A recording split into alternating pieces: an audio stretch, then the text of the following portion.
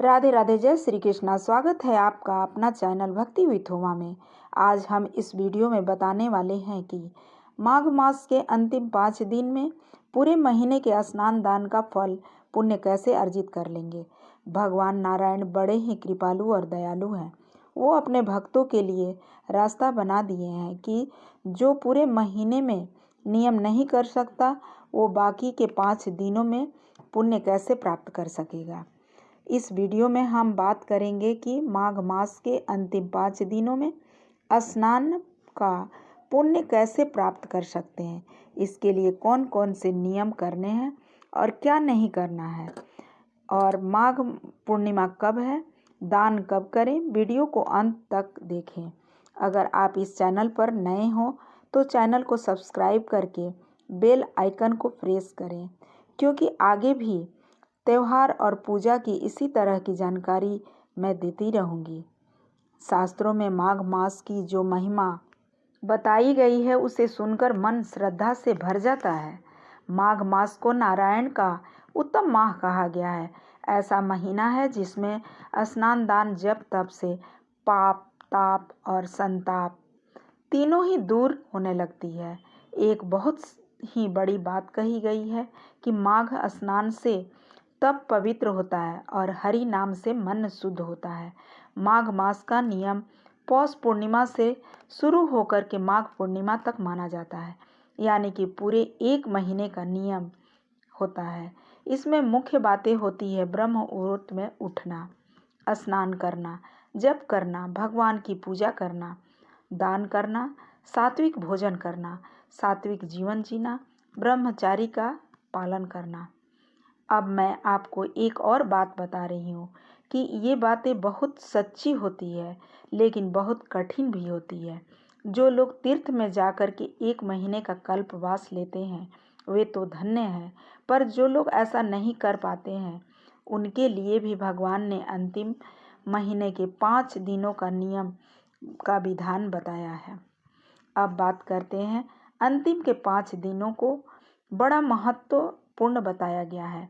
ये एकादशी से लेकर पूर्णिमा तक का समय माना जाता है। अंतिम 5 दिन बड़ा ही शुद्ध होता है, पर 2026 में ये 4 दिनों का ही संयोग बन रहा है। इसकी शुरुआत होगी जया एकादशी के दिन 29 जनवरी गुरुवार से लेकर के 1 फरवरी रविवार पूर्णिमा तक। आपके हाथ में 4 दिन पुण्य कमाने का मौका है। अब बात है कि ऐसा कौन सा काम करें कि पूरे माघ माह का पुण्य फल इन 4 दिनों में मिल जाए। इस महीने के पुण्य का फल तब मिलता है जब स्नान ब्रह्म मुहूर्त में किया जाए, यानी कि चिड़िया, कौवा, गाय, पशु पक्षी के बोलने से पहले स्नान हो जाए, यानी कि स्नान 4 से 4:30 बजे के बीच में हो जाए। स्नान यदि नदी तालाब में कर रहे हैं तो बात ही अलग है, किंतु घर पर अगर स्नान करना हो तो बाल्टी में थोड़ा सा गंगा जल और तिल डाल करके स्नान करना चाहिए।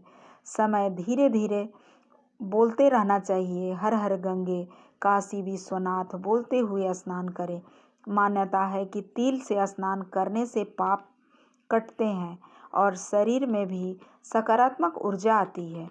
स्नान करते समय गंगा का नाम लेने से गंगा स्नान का फल मिलता है। स्नान के बाद साफ सुथरा वस्त्र धारण करने से आदमी का मन तन पवित्र हो जाता है। पूजा स्थान में बैठ कर के लक्ष्मी नारायण को जपें। वस्त्र, ये ध्यान रहे कि वस्त्र काले और नीले नहीं होने चाहिए। माघ मास का प्यारा मंत्र है ओम नमो भगवते वासुदेवाय। अगर आपके पास कोई गुरु मंत्र है तो उसे भी जप सकते हैं। 16 माला जपने का नियम है। अगर 16 न जप सके तो 108, 101, यानी कि 111, जो संभव हो सके उतना माला जपें। आगे मंत्र करने के बाद तुलसी जी का पूजन करना चाहिए, उनके सामने दीप प्रज्वलित करना चाहिए। चौथा नियम है सूर्य का अर्घ देना चाहिए। बहुत शुद्ध माना जाता है। जब सूर्य नारायण उदित हो तो जल में थोड़ा सा तेल डाल करके अर्घ देना चाहिए। इससे शरीर में ऊर्जा आती है, जीवन में तेज बनता है। 5वां नियम है सात्विक भोजन और ब्रह्मचर्य रहना चाहिए। इन दिनों में प्याज लहसुन भी नहीं खाएं। मूली का भी त्याग करें क्योंकि इन्हें शराब के समान माना गया है। इसके अलावा सात्विक भोजन करना चाहिए। ब्रह्मचर्य का पालन करें। झूठ, निंदा, क्रोध, झगड़े से दूर रहें। बोल से मन अपवित्र ना हो, इस बात का ध्यान रखें। छठा नियम है शाम को छोटी पूजा, शाम को दीप प्रज्वलित करें। अगर आकाश में पितरों के निमित्त दीप दान करने तो वो भी बहुत अच्छा होता है। सातवां नियम है दान जरूर करें। सनातन धर्म में कहा गया है कि व्रत कोई भी पुण्य तभी माना जाता है जब दान हो। माघ महीने में दान का फल कई गुना होता है। माघ में तिल का दान बहुत जरूरी होता है, उसका फल कई गुना मिलता है। ऊनी कपड़े, फल, मिठाई, ऊन का दान तथा वस्त्र का दान करें। बाद में अन्न का दान करें और उसके बाद दक्षिणा देना जरूरी होता है। संभव हो उतना दान करें। जरूरतमंद व्यक्ति या ब्राह्मण को दान जरूर करना चाहिए। अब माघ पूर्णिमा 1 फरवरी दिन रविवार की है। उस दिन स्नान, दान और सत्यनारायण की पूजा भी होनी चाहिए। ये बहुत शुभ है। अंतिम के 4 दिनों का पुण्य फल जीवन में सफलता प्रदान करेगी। भक्तों, अगर आपको ये वीडियो पसंद आई हो तो चैनल को सब्सक्राइब करना ना भूलें। लाइक और शेयर ज़्यादा से ज़्यादा करें